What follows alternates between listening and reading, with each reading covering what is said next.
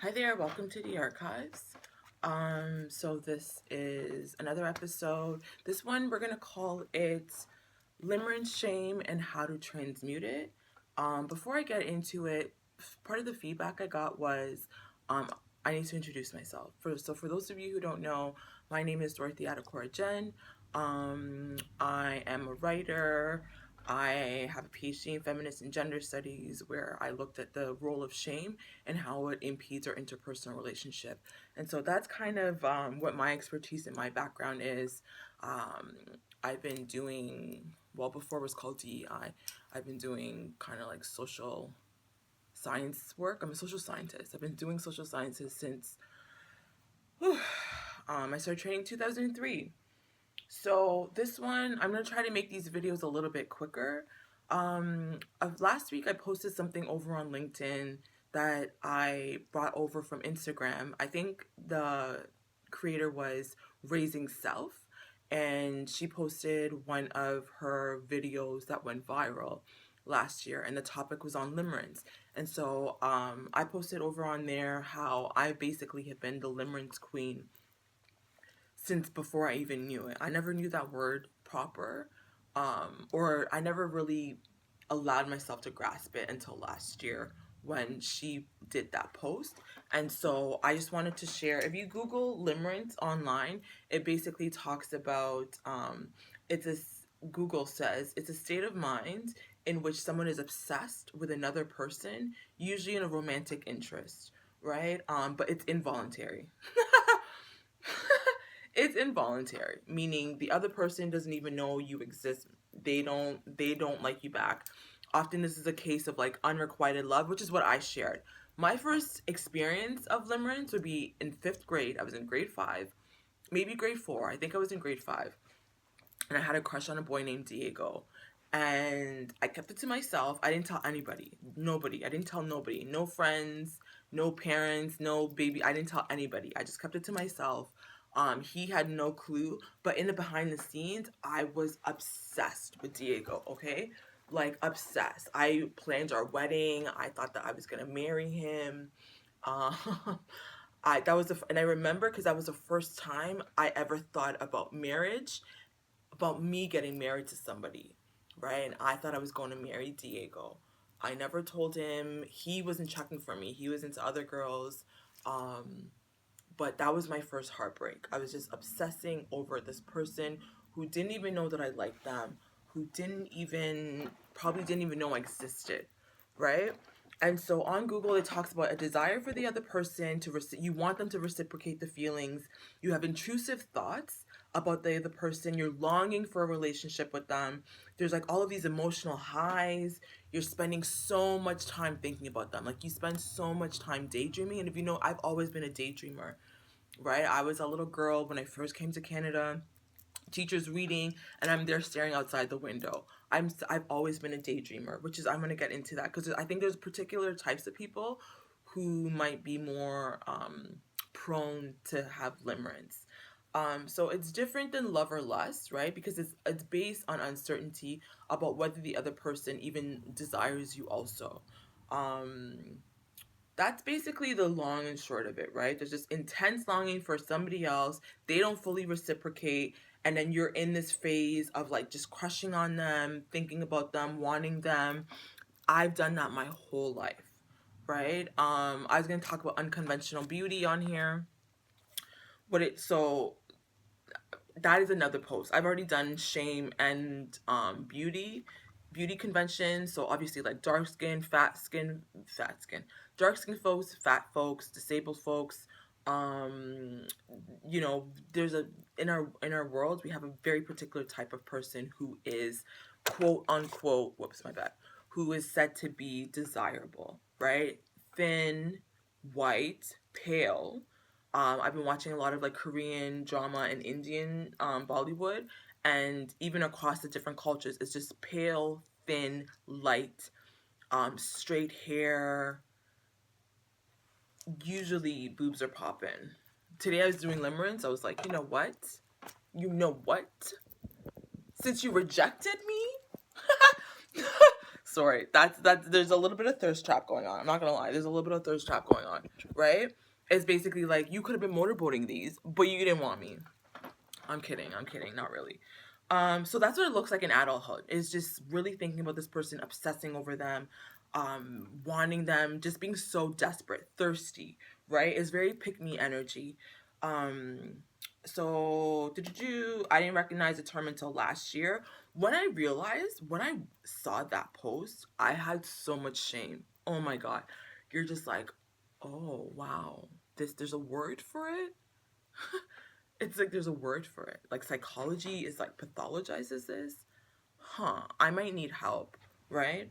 And so if you might need help, go talk to a therapist. I haven't yet about this, but I think this is something I would want to talk to a therapist about because it's a pattern and a theme that I've had again since the fifth grade, right? How do I break that? I think I need to get help on how to break it. So I definitely would want to talk to somebody about that in the near future. Um, but more so, I just wanted to talk about the different types of people, I think, or at least for myself that I recognize because I see it in others who joke about it online, and they tend to be neurodivergent, neurospicy, ADHD, autistic folks. At least those are the people that are honest about it. I think a lot are people are in limerence, right? We all have crushes with people, but most people are too ashamed to share that, like, oh, I had a crush on this person, they didn't like me back. It's not a like, I've had crushes that people blatantly just rejected me. And I think it's like a known thing that I'm the limerence queen. It's always like, oh, she's never chosen, she's never loved all the way.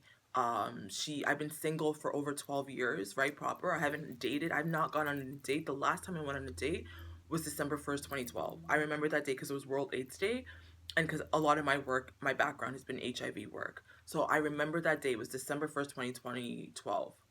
I have not been with 2012, 19, 2012. Yeah, 2012.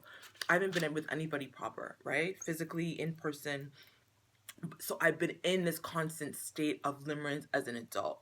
And I think partly what I had to be honest with myself was I like the idea of relationships, but I don't actually like a lot of relationships, especially romantically with men. Men are just so disappointing most of the time.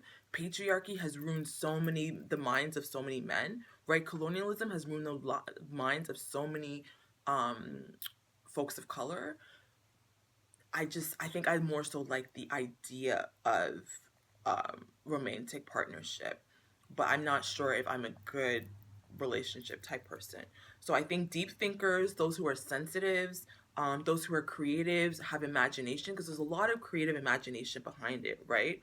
Um, and so what I learned to do, and maybe this might help you. I'm not sure if this is great advice or not. I'm just sharing what's helped me. I can't even say it's helped me because I'm still in that pattern, right? So maybe you don't want to do this, but if you find that you're in limerence, you're not sure what to do with it, you're not sure how to work with the shame, what I found helpful with really embracing and radically accepting that I'm the type of person who gets caught in limerence was to transmute it into art, right? Transmuting limerence into art has been really, really helpful for me. What does that look like? I will intentionally write out my romance song. Like right now, I do mostly romance. Um, well, not mostly romance, but that's part of what my writing is looking at, right? I would love to be a romance writer. Why? Because I'm always thinking about like romance, never in a relationship, but the thought is there, the intrusive thoughts, right? And so transmute that into writing, write a story, write a song, compose music, pen a poem, paint it out, just turn it into art.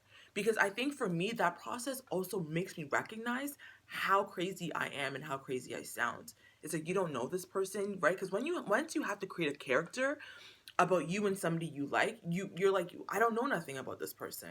I don't know you. I actually don't know you. I don't know your name. I don't know your sign. I don't know anything about you. And so in creating that character, I recognize that I'm actually creating it. You're just a character in my life, right? And so that's where it's been helpful for me to break that, like to come back into reality. I think most people would think that it's counterintuitive, like, oh, you're feeding the delusions, don't feed the delusions. But for me, in feeding the delusion, I recognize just how delusional I am, right? It's just like, girl, you don't know this person. They're not real in your life, right? This is a figment of your imagination. This is a fictional story, right? But it allows me to also get those emotions out without the rumination, because that's what also it is. It's like you're ruminating, you're thinking. It putting it on paper, putting it on canvas, um, it helps you to channel all of those emotions, all of those intrusive thoughts. You could put it somewhere, you journal it out. But for me, it really helped me to negotiate some of that shame, right? Because shame is all about covering, shame is all about hiding, shame is all about masks, right? And so when I'm able to write a story, I can put that mask, take that mask off, and be like, this relationship actually wouldn't work, or this is what this looks like this is actually really toxic. This is so it's 10 minutes, that's all I wanted to say. Long story short, limerence is real. I've definitely been caught into it, in that cycle. I'm this year, I think I'm gonna maybe seek professional help on how to break it. uh are you in limerence? Have you ever experienced it? um what did that look like? Because it can be really painful. Like I said, that was my first heartbreak. I will never forget it because it was my first heartbreak. But it wasn't a heartbreak where I ever dated somebody and they broke up with me. Diego didn't even know that I existed. Like, he did all now. I don't even think he knows that I exist. Right? And so it wasn't real. It was not real. Um, but in creatively expressing it, I was able to recognize that it's not real, right? When I was a kid, it was tormenting because I didn't know what to do with that. As a child, I just cried and cried. I would literally lay in bed, listen to Celine Dion's "It's All Coming Back to Me Now" and just cry. And I didn't know what to do with those emotions, right? I just sat in it and it hurt, and I internalized that I'm ugly, I need to be Spanish. I wanted to be Spanish. I wanted to be a Hispanic girl. I wanted the light skin. Because that's what he was. And I was like, oh, maybe if I was a Latina, then Diego would pay attention to me, right? And so as a child, middle school, I started to internalize all of this anti-Black racism, all of these things that he didn't even know. But I had internalized that I'm not good enough, I'm not this. And as an adult, I found myself doing the same thing. Oh, I wish I was this. Oh, I wish I was that. And then it just eats at my self-esteem. And so what I found to do helpful, and maybe it might be helpful for you, is just to recognize it. Girl, this is not real. Wrap it up, wrap it up, wrap it up. Right? Tell yourself, like, write the story out. Write you guys' love story. Write you and Diego's love story. And you realize, oh, I didn't even tell him I like him. It makes you realize how, cuckoo, right? Which is nothing wrong with it, right? I definitely claim myself as mad. And then just to kind of minimize some of that stigma around mental health and mental illness. I don't think this is necessarily something to be pathologized. I think maybe some psychiatrists might be like, that's crazy, right? Like, maybe this is the beginning of schizophrenia. That's not the approach I take. I think actually it's quite normal to want people, and that rejection from them makes you want them more, right? Which is why some people, they do that tactic, which is why a lot of people, they get into relationships and they know, don't give. I was watching something recently and it was like, insult the girl because then it's going to make her want you more, right? Ignore them, it's going to make you want you more. We know that humans, that's a manipulative tactic. If you ignore the person, it's only going to draw them in more, right? And that is also part of what limerence is that rejection makes you want that person so much more, where you become obsessed. And you think that in obsessing over them and trying to get their attention, hi, look at me, I exist, I'm here, hello, ha, hello, Diego, right? It's like, girl, he's not checking for you. Go write a fiction story and move on with your life. And I hope that's what you do. Write a song, get it out, and then move on, right? 2025, let's ground ourselves in reality. Let's stay focused. Let's tell people if we like them. And if they don't like us, let's have that conversation. But I think it's really important to do something with that, right? Write the story, recognize it's not there. If you want to tell the person you like them, maybe tell them. But if it's not reciprocated, let's move on. Because I think there is somebody who will be there for us. Maybe, maybe not, but that's all I wanted to talk about, right? Is limerence. Don't feel shame. I think it is actually quite normal. People are just not honest about it. I think a lot of us are pining for people that we can't have, that we really get intrusive thoughts about. So that's all. Until next time, in solidarity.